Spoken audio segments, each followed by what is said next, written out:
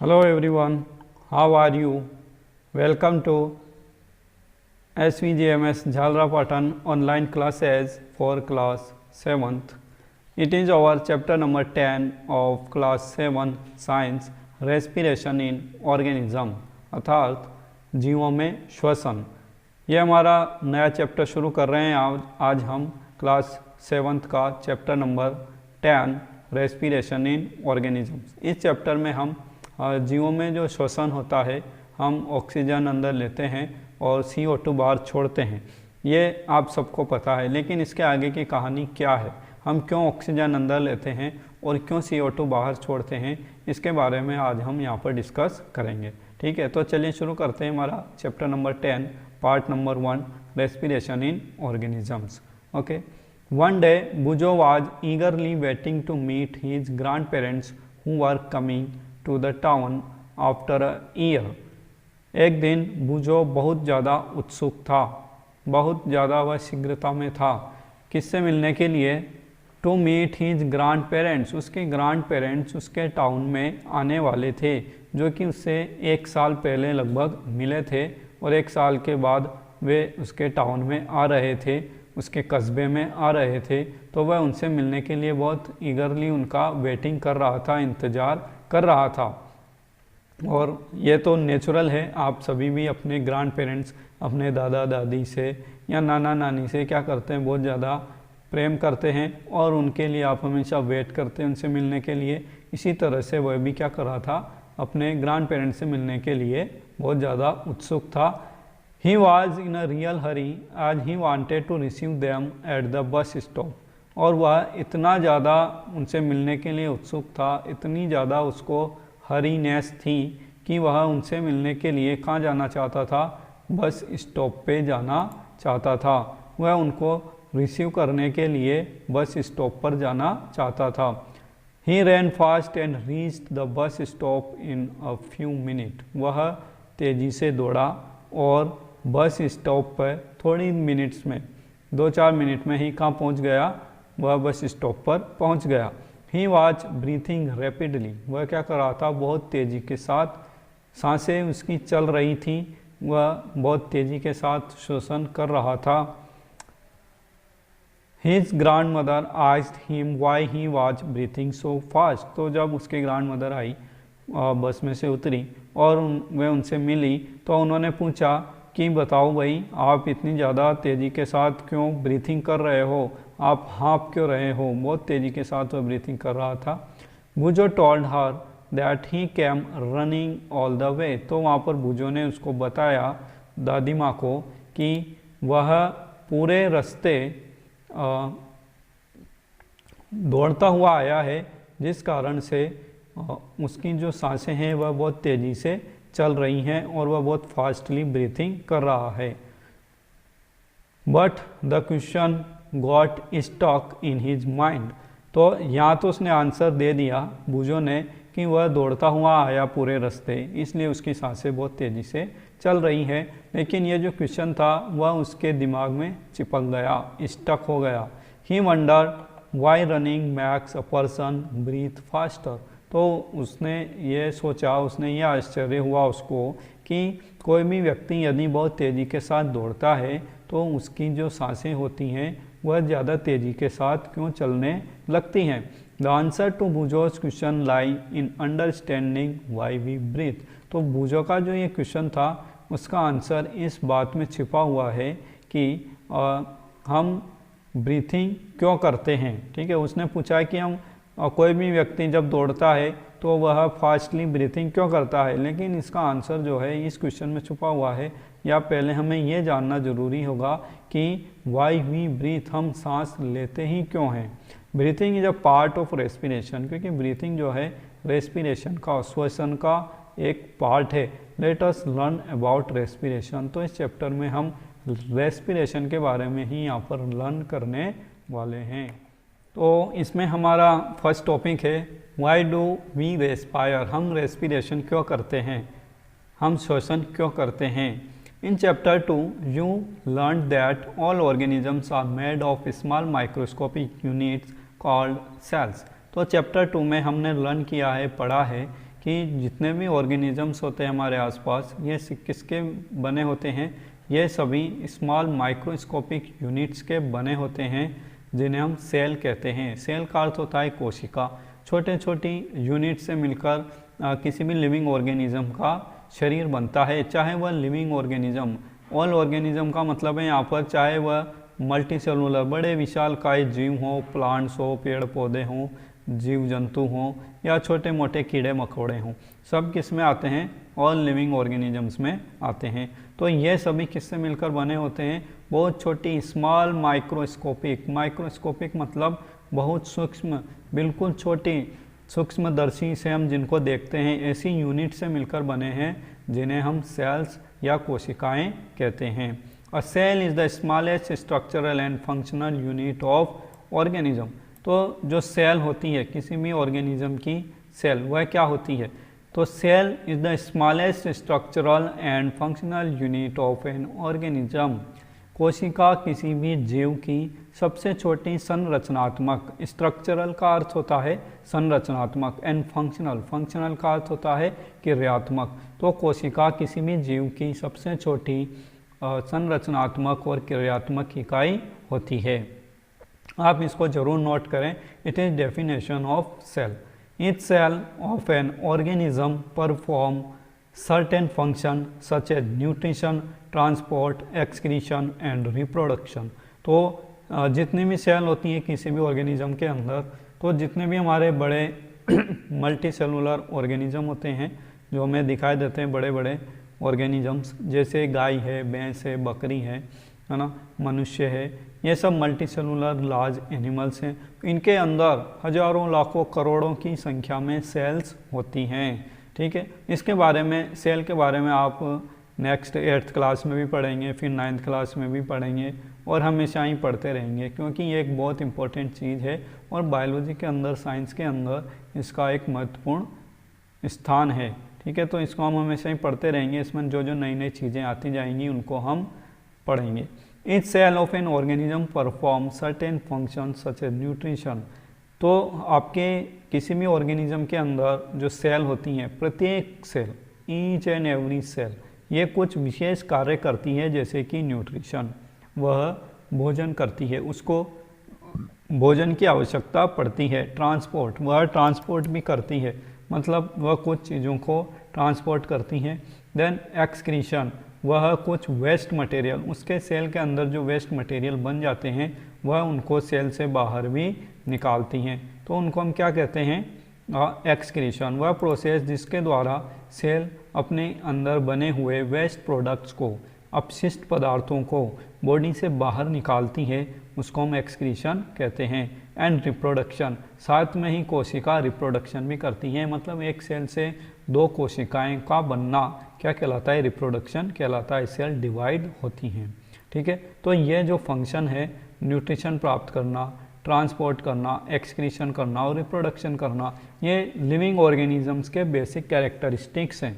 इन्हीं कैरेक्टरिस्टिक्स के आधार पर हम कह सकते हैं कि कोई ऑर्गेनिज्म जीवित है या नहीं है। ठीक है, तो आप ध्यान रखें कि आपसे पूछा जाए कि किसी भी लिविंग ऑर्गेनिज्म को आप लिविंग क्यों कह सकते हो, तो आप आसानी से कह देना कि उसके अंदर यदि न्यूट्रिशन हो रहा है, ट्रांसपोर्ट हो रहा है, एक्सक्रीशन हो रहा है, रिप्रोडक्शन हो रहा है, ये लाइव प्रोसेसेस हैं। ये लाइव प्रोसेसेस यदि उसके अंदर हो रहे हैं तो वह लिविंग है, अन्यथा आप उसको क्या बोलेंगे, डेड या नॉन लिविंग, निर्जीव। लिविंग का मतलब होता है सजीव और नॉन लिविंग का मतलब होता है निर्जीव। तो सजीव और निर्जीव में जो भेद है, उनमें जो अंतर है, वह एक्चुअली इन बेसिक फंक्शंस या लाइफ प्रोसेसेस के कारण ही हमें देखने को मिलता है। To perform these function the cell need energy, और ये सभी कार्य करने के लिए कोशिका को एनर्जी की आवश्यकता पड़ती है, मतलब ऊर्जा की आवश्यकता पड़ती है। Even when we are eating, sleeping और रीडिंग वी रिक्वायर एनर्जी। इसके अलावा जब हम कभी खाना खा रहे होते हैं, स्लीपिंग सो रहे होते हैं, या रीडिंग कर रहे होते हैं, कुछ पढ़ रहे होते हैं, तो हर प्रकार के कार्य में हमें ऊर्जा की आवश्यकता होती है। But where does this energy come from, लेकिन यह एनर्जी वास्तव में आती कहाँ से है। ठीक है, आपको पता है कार्य करने के लिए ऊर्जा की, एनर्जी की आवश्यकता होती है, ये हम सबको पता है, लेकिन ये ऊर्जा आती कहाँ से है? कैन यू से why your parents insist that you should eat regularly? तो आपने देखा होगा आपके जो पेरेंट्स होते हैं वे आपको इंसिस्ट करते हैं, वे आपको जोर देकर हमेशा कहते हैं या आपके साथ कभी कभी ज़बरदस्ती भी करते हैं कि आपको रेगुलरली खाना खाते रहना चाहिए। यदि आप बिना खाना खाए सो जाते हैं तो वे आपके ऊपर नाराज़ होते हैं या रात में आपको जगाकर वे खाना खिलाते हैं। तो ऐसा क्यों है? ठीक है, आपको खाना खाने की क्या आवश्यकता है, आप खाना क्यों खाते हैं? सबसे इम्पोर्टेंट क्वेश्चन यहाँ पर क्या बन जाता है कि आप खाना क्यों खाते हो? आप डेली जीवन में, लाइफ में दिन भर आप कुछ ना कुछ खाते रहते हो। खाने की जगह यदि कुछ और आप फल फ्रूट खा रहे हैं, चॉकलेट वगैरह खा रहे हैं, तो ये सभी चीज़ क्यों खाते हैं? या कोई भी ऑर्गेनिज्म फूड क्यों खाता है? The food has stored energy. आपके जो भोजन होता है उसके अंदर स्टोर्ड एनर्जी होती है, भोजन के अंदर संग्रहित ऊर्जा होती है, which is release during respiration. और उस ऊर्जा को हम कैसे बाहर निकाल सकते हैं? उस ऊर्जा को हम रेस्पिरेशन के दौरान ही बाहर निकाल सकते हैं। ठीक है, तो आप इस चीज़ को ध्यान रखें कि आप जो खाना खाते हैं वो इसलिए खाते हैं ताकि एनर्जी आपको मिल सके, लेकिन एनर्जी वास्तव में आपको कब मिलेगी? जब आपकी बॉडी के अंदर रेस्पिरेशन भी होगा।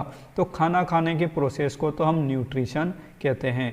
ठीक है, यहाँ पर ये प्रोसेस लिखा हुआ था ऊपर, न्यूट्रिशन। तो न्यूट्रिशन क्या है? कोई भी कोशिका या कोई भी जीव भोजन ग्रहण करता है, अपनी बॉडी के अंदर भोजन को लेता है, उसको हम क्या कहते हैं? न्यूट्रिशन कहते हैं। ठीक है, तो भोजन ग्रहण करने से आपको ऊर्जा वाले या ऊर्जा युक्त जो स्रोत हैं, जो फूड है, वह तो आपकी बॉडी के अंदर चला जाता है, लेकिन उससे जो ऊर्जा मुक्त होती है या उसके द्वारा ऊर्जा कैसे मुक्त होगी वह किस पे डिपेंड करेगा? रेस्पिरेशन पर डिपेंड करेगा। यानी रेस्पिरेशन के दौरान आपकी बॉडी में उस फूड से ऊर्जा मुक्त होगी। Okay, therefore all living organisms respire to get energy from food. इसीलिए जो लिविंग ऑर्गेनिज्म होते हैं वे क्या करते हैं? रेस्पिरेशन करते हैं, श्वसन करते हैं ऊर्जा प्राप्त करने के लिए। किससे? फूड से। फूड से ऊर्जा प्राप्त करने के लिए सभी लिविंग ऑर्गेनिज्म, सभी सजीव रेस्पायर करते हैं, श्वसन करते हैं। During breathing we breathe in air. और ब्रीथिंग के दौरान, श्वसन के दौरान हम क्या करते हैं? वायु में श्वास लेते हैं। ब्रीथ करना का मतलब होता है श्वास अंदर लेना या सांस को बाहर छोड़ना। You know that air contains oxygen. और आपको पता है एयर के अंदर ऑक्सीजन गैस पाई जाती है। We breathe out air which is rich in carbon dioxide. तो यहाँ पर ही आपको बचपन से पता है, 6th क्लास में भी हमने पढ़ा है कि जो हम रेस्पिरेशन के दौरान, जो ब्रीथिंग के दौरान जो वायु अंदर लेते हैं उसमें ऑक्सीजन की मात्रा ज़्यादा होती है, और जो सांस या जो वायु हम रेस्पिरेशन के दौरान या श्वसन के दौरान बाहर छोड़ते हैं उसमें कार्बन डाइऑक्साइड की मात्रा ज़्यादा होती है। The air we breathe in is transported to all parts of the body and ultimately to each cell. तो जो एयर हम बॉडी के अंदर लेते हैं, ठीक है, जो एयर हम बॉडी के अंदर लेते हैं या ब्रीथ इन करते हैं, श्वास के रूप में अंदर लेते हैं, तो यह पूरी बॉडी के अंदर ट्रांसपोर्टेड होती है। ठीक है, पूरी बॉडी के अंदर इसको फैला दिया जाता है। And ultimately to each cell. और अंततः अल्टीमेटली का मतलब होता है अंतिम रूप से या अंततः यह प्रत्येक कोशिका तक पहुंचती है। और किसके माध्यम से पहुंचती है? और यह आपको बता दूं मैं, ब्लड के माध्यम से पहुंचती है। ठीक है, हमारे बॉडी में जो ब्लड होता है उसका मेन कार्य यही है कि हम जो ब्रीथिंग के दौरान ऑक्सीजन अपने फेफड़ों में लेते हैं, उन फेफड़ों से उस ऑक्सीजन को, लंग से ऑक्सीजन को पूरी बॉडी में ईच एंड एवरी सेल तक उसको सेंड करना, ट्रांसपोर्ट करना। और साथ में हम जो भोजन खाते हैं हमारे स्टमक में जाता है, छोटी आंत में, बड़े आंत में जाता है, उसका डाइजेशन होता है। उस फूड को भी डाइजेशन के बाद अवशोषित करके पूरी बॉडी में ईच एंड एवरी सेल तक पहुंचाना किसका कार्य होता है? ब्लड का कार्य होता है। ठीक है, जिसे हम एक अलग प्रकार का नाम देते हैं, जिसे हम ट्रांसपोर्टेशन नाम देते हैं। ठीक है, तो यह भी एक लाइव प्रोसेस है जो ब्लड के द्वारा यानी हमारे रक्त के द्वारा किया जाता है। In the cells oxygen in the air helps in the break down of food. तो जब हमारी सेल में ऑक्सीजन में पहुंच जाती है और फूड में पहुंच जाता है तो वहाँ पर ऑक्सीजन क्या करता है, फूड का ब्रेक डाउन करता है, फूड को वह छोटे छोटे पार्टिकल्स में तोड़ देता है। The process of break down of food in the cell with the release of energy is called cellular respiration. तो इस प्रकार का जो श्वसन होता है कहाँ होता है, सेल के अंदर होता है, और वहाँ पर फूड के ब्रेक डाउन होने से वहाँ पर एनर्जी रिलीज होती है, ऊर्जा मुक्त होती है। तो इस प्रकार के ब्रेक डाउन को और ऊर्जा के मुक्त होने को क्या कहते हैं हम, सेलुलर रेस्पिरेशन, कोशिकीय श्वसन कहते हैं। ठीक है, cellular respiration takes place in cell of all organism. और यह सेलुलर रेस्पिरेशन जितने भी जीव आपके आसपास, चाहे वो पेड़ पौधे हों, प्लांट्स हो, एनिमल्स हो, छोटे मोटे जितने भी जीव जंतु हैं, सभी की ईच एंड एवरी सेल में यह रेस्पिरेशन होता है। In the cell the food glucose is broken down into carbon dioxide and water using oxygen. तो यह जो हम प्रोसेस पढ़ रहे हैं रेस्पिरेशन बार बार, ठीक है, ये रेस्पिरेशन क्या है, इसमें एक्चुअली होता क्या है, ये तो आपके समझ में आ गया कि रेस्पिरेशन सेल के अंदर होता है और यह जो फूड होता है उस फूड को, उसमें जो स्टोर्ड एनर्जी होती है उसको रिलीज करता है, उससे ऊर्जा को मुक्त करता है और उस ऊर्जा को हम कार्य करने में यूज़ करते हैं। तो वह जो फूड होता है एक्चुअली वह क्या होता है, ग्लूकोज होता है, और इस ग्लूकोज को कार्बन डाइऑक्साइड और वाटर में तोड़ दिया जाता है, किसकी सहायता से, यूजिंग ऑक्सीजन। ठीक है, तो हमारी जो प्रोसेस है रेस्पिरेशन की, यह एक कॉम्प्लेक्स प्रोसेस है और एक केमिकल प्रोसेस है, लेकिन ये हमारी सेल के अंदर होती है, इसलिए हम इसको बायोकेमिकल प्रोसेस भी कहते हैं, जैव रासायनिक प्रक्रिया है ये। तो इसमें क्या होता है, when break down of glucose occurs with the use of oxygen it is called aerobic respiration. और जब इस प्रकार का रेस्पिरेशन होता है, मतलब ऑक्सीजन की मदद से ग्लूकोज का ब्रेक डाउन होता है, तो हम इसको क्या कहते हैं, एरोबिक रेस्पिरेशन कहते हैं। और इसमें क्या होगा, glucose will be broken down into carbon dioxide and water. ठीक है, तो आप इसको भी नोट करें कि एरोबिक रेस्पिरेशन क्या होता है, जब ग्लूकोज का ब्रेक डाउन ऑक्सीजन का यूज करते हुए होता है तो अब हम उसको एरोबिक रेस्पिरेशन कहते हैं। या आप ऐसे भी लिख सकते हैं कि the respiration which occurs in the presence of oxygen is called aerobic respiration, हम उसे एरोबिक रेस्पिरेशन कहेंगे। Food can also be broken down without using oxygen, लेकिन कभी कभी ऑक्सीजन का यूज किए बगैर भी फूड का ब्रोकन डाउन हो सकता है, फूड छोटे छोटे पार्टिकल्स में टूट सकता है या कार्बन डाइऑक्साइड वगैरह में टूट सकता है, लेकिन वहाँ पर ऊर्जा की मात्रा क्या होगी, कम होगी। This is called anaerobic respiration, और उस प्रोसेस को हम क्या कहेंगे, एनएरोबिक रेस्पिरेशन, मतलब वायु की या ऑक्सीजन की अनुपस्थिति में होने वाला रेस्पिरेशन या अवायवीय respiration. Break down of food releases energy, और जब ब्रेक डाउन होता है फूड का यानी ग्लूकोज का, आप जो भी फूड खाते हैं उसका डाइजेशन होता है, पाचन होता है। ठीक है, मेनली आप फल फ्रूट खाते हैं, गेहूं अनाज खाते हैं, वह कार्बोहाइड्रेट होते हैं, स्टार्च होते हैं, और वह आपके स्टोमक में एंजाइमेटिक रिएक्शंस के द्वारा छोटे सिंपल मॉलिक्यूल्स में, ग्लूकोज के मॉलिक्यूल्स में टूट जाते हैं और ग्लूकोज को ही प्रत्येक कोशिका तक पहुंचाया जाता है। तो जब ग्लूकोज पहुंच जाता है प्रत्येक कोशिका से, तो वहाँ पर ऑक्सीजन भी पहुंच जाती है ब्लड के माध्यम से, तो वो उसको तोड़ देती है कार्बन डाइऑक्साइड में, वाटर में और एनर्जी में। ठीक है, तो यही एनर्जी आप यूज करते हैं विभिन्न प्रकार के कार्यों को करने के लिए।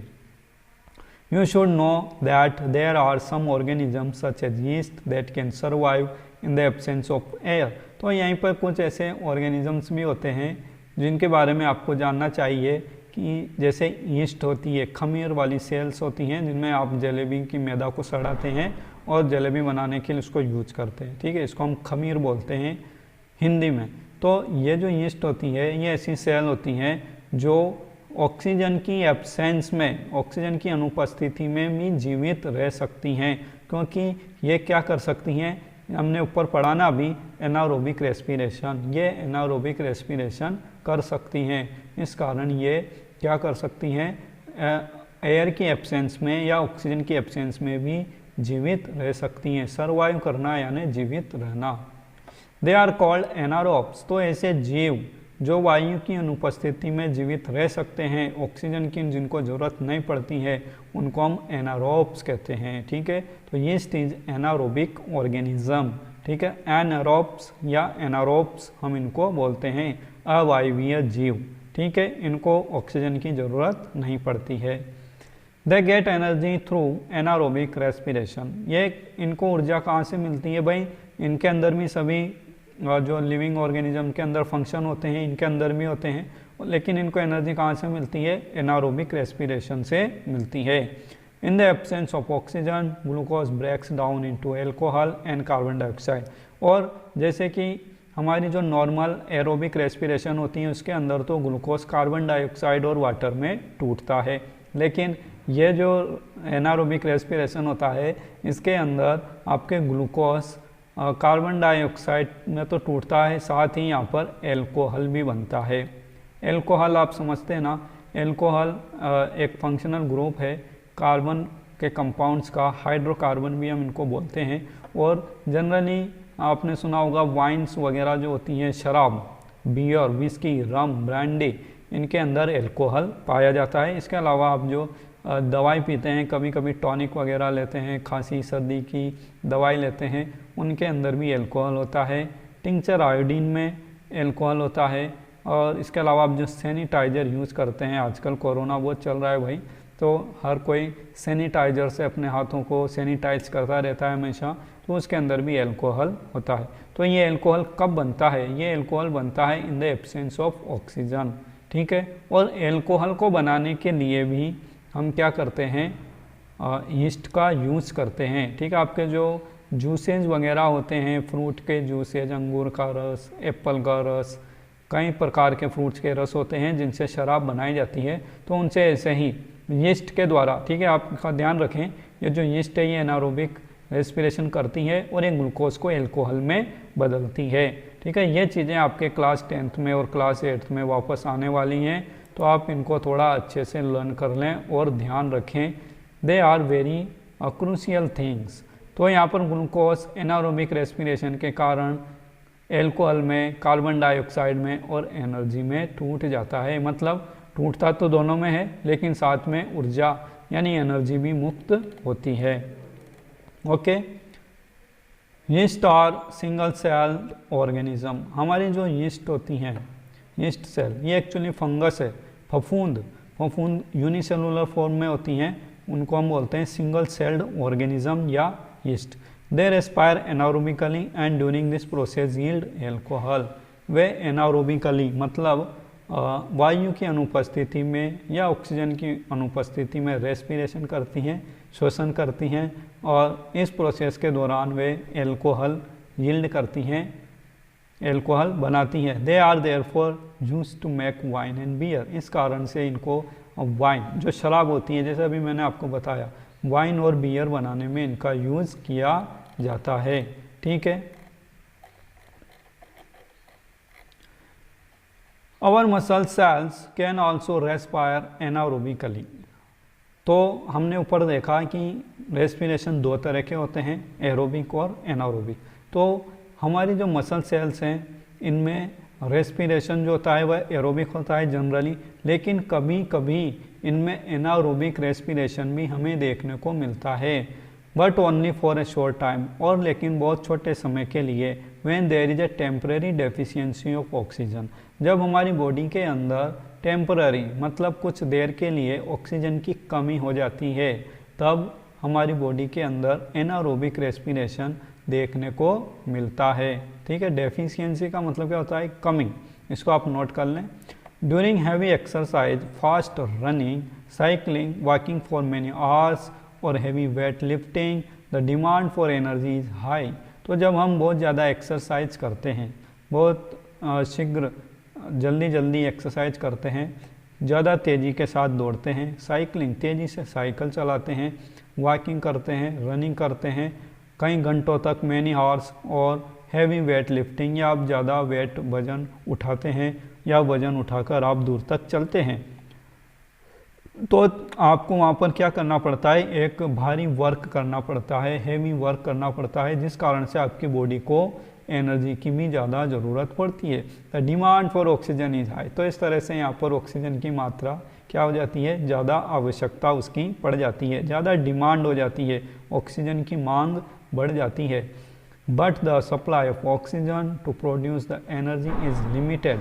लेकिन उस समय जो ऑक्सीजन की सप्लाई होती है आपको एनर्जी प्रोड्यूस करने के लिए सेल के अंदर, वह लिमिटेड हो जाती है, वहाँ पर ऑक्सीजन की मात्रा कम हो जाती है। Then anaerobic respiration takes place in the muscle cells to fulfil the demand of energy. तब हमारी बॉडी के अंदर एनारोबिक रेस्पिरेशन होता है। ठीक है, इसका मतलब हमारी बॉडी दोनों तरह से रेस्पिरेशन कर सकती हैं, एरोबिक भी और एनारोबिक भी। ठीक है, तो एनारोबिक रेस्पिरेशन कम होगा हमारी बॉडी में जब हम तेज़ी से कार्य करेंगे या कोई हैवी वर्क करेंगे, एक्सरसाइज वगैरह करेंगे, तेज़ दौड़ेंगे, तेज़ भागेंगे, हमारी बॉडी को ज़्यादा एनर्जी की आवश्यकता होगी और हमारी बॉडी या ब्लड एनर्जी की फुल सप्लाई नहीं कर पाएगा, तो हमारी बॉडी के अंदर एनारोबिक रेस्पिरेशन भी होगा। और ये मसल सेल्स में होता है। ठीक है, जनरली कहाँ होता है, मसल सेल्स में होता है। अगर आप सोचें कि हम सांस रोककर बैठ जाते हैं और देखते हैं कि हमारे अंदर एनारोबिक रेस्पिरेशन होगा या नहीं होगा, तो आप ऐसी गलती ना करें। वैसे आप सांस रोककर नहीं बैठ सकते हैं, ज़्यादा से ज़्यादा आप 30 सेकंड या 1 मिनट तक सांस रोक पाएंगे, फिर उसके बाद आपको सांस लेनी ही पड़ती है। ऐसा नहीं है कि आप सांस नहीं लेंगे तो एनारोबिक रेस्पिरेशन से कार्य चल जाएगा, ऐसा नहीं है। ये it is supplementary process. Actually main ऊर्जा तो हमें एरोबिक रेस्पिरेशन से मिलती है हमारी बॉडी के अंदर, लेकिन ये सप्लीमेंट्री है, मतलब ज़्यादा ऊर्जा की आवश्यकता है तो एरोबिक के साथ साथ एनारोबिक रेस्पिरेशन भी वहाँ पर चलता है। और आपकी बॉडी में ग्लूकोज का जो इनलिमिटेड सप्लाई होती है ऑक्सीजन की, है ना, मतलब यहाँ पर लिमिटेड सप्लाई है ऑक्सीजन की, कम सप्लाई है, तो यहाँ पर लैक्टिक एसिड बनता है और साथ में एनर्जी भी रिलीज होती है। लेकिन एरोबिक रेस्पिरेशन की मात्रा में यह ऊर्जा कम होती है। इस रिएक्शन को भी आप नोट कर लें। ठीक है, तो ये रिएक्शन में आप हेडिंग क्या लिखेंगे, it is the anaerobic respiration in muscles. ठीक है, आप इसकी हेडिंग क्या लिखेंगे, एनारोबिक रेस्पिरेशन इन मसल्स। तो यहाँ पर ये रिएक्शन लिखनी है। Okay, sorry. Then have you ever wondered why do you get muscle cramps after heavy exercise? तो आपने कभी कभी ये देखा होगा, महसूस किया होगा कि जब आप कभी कभी बहुत हैवी एक्सरसाइज करते हैं तो आपकी बॉडी में या आपकी मसल्स में दर्द होता है, आपके हाथ पैर दर्द करते हैं, आपको चलने फिरने में भी तकलीफ़ होती है। ऐसा क्यों होता है? The cramps occurs when muscle cells respire anaerobically.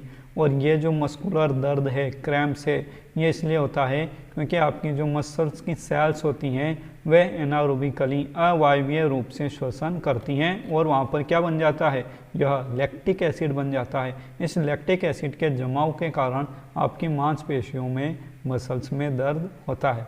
ठीक है, the accumulation the partial breakdown of glucose produces lactic acid. तो यहाँ पर जो ग्लूकोज है वह पूरी तरह से कंप्लीटली कार्बन डाइऑक्साइड और वाटर में नहीं टूटता है, उसका पार्शियल आंशिक रूप से ब्रेकडाउन होता है और उससे लैक्टिक एसिड बन जाता है। The accumulation of lactic acid causes muscle cramp. और यही लैक्टिक एसिड आपको मसल क्रैम्प्स यानी मांसपेशियों में दर्द उत्पन्न करता है। ठीक है, तो आप यहाँ पर इसको भी नोट करें कि जो दर्द होता है मांसपेशियों में वह किस कारण होता है। It is due to accumulation of lactic acid which is produced during anaerobic respiration. Okay, we get relief from cramps after a hot water bath or a massage. लेकिन उन क्रैम्प से यानी मस्कुलर दर्द से, मांसपेशियों में जो आपके दर्द होता है उससे आपको राहत मिलती है। कब? जब आप एक गर्म पानी से नहाते हैं या फिर मसाज करवाते हैं अपनी बॉडी के अंदर, तो उनसे आपको राहत मिलती है। Can you gas why it is so, क्या आप गैस कर सकते हैं ऐसा क्यों होता है? हाउ वाटर बाथ और message improve circulation of blood. Hot water bath जो होता है यानी कि गर्म पानी से स्नान करते हैं हम, या मसाज करते हैं बॉडी की, ऑयल वगैरह से हम मालिश करते हैं, तो उससे क्या होता है, ब्लड का सर्कुलेशन बढ़ जाता है। ठीक है, ब्लड बॉडी के अंदर सर्कुलेशन बढ़ेगा तो उससे क्या होगा, सारी चीज़ें अच्छी रहती हैं बॉडी के अंदर और सभी सेल्स को अच्छे से ऑक्सीजन मिल पाता है। As a result the supply of oxygen to the muscle cells increase. इस तरह से जो मसल सेल्स होती हैं उनमें आपके जो ऑक्सीजन की सप्लाई होती है वह बढ़ जाती है। The increase in the supply of oxygen result in the complete breakdown of lactic acid into carbon dioxide and water. और इस तरह से जब सप्लाई बढ़ जाती है आपकी बॉडी के अंदर, मसल सेल्स के अंदर ऑक्सीजन की, तो वहाँ पर जो लैक्टिक एसिड होता है वह कार्बन डाइऑक्साइड और वाटर में आगे टूट जाता है। ठीक है, तो इस तरह से हमने यहाँ पर देखा कि किस तरह से रेस्पिरेशन होता है, जो केमिकल रिएक्शंस यहाँ पर इन्वॉल्व हैं, आ रही हैं हमारे बीच बीच में, इनको आप ज़रूर नोट करें, मीनिंग को भी नोट करें। ओके, इसके बाद नेक्स्ट पार्ट में हम अपना ब्रीथिंग वाला टॉपिक स्टार्ट करेंगे। ब्रीथिंग क्या होता है, ठीक है, बहुत इंटरेस्टिंग ये चैप्टर है और आपको इन चीज़ों के बारे में जानना चाहिए। यदि आप साइंस में इंटरेस्ट रखते हैं थोड़ा बहुत भी, तो आपके लिए चैप्टर बहुत इंटरेस्टिंग है आई थिंक, और आगे हम नेक्स्ट पार्ट में पढ़ेंगे। तो मिलते हैं आपसे पार्ट नंबर 2 में। ओके, थैंक यू, जय हिंद, जय भारत।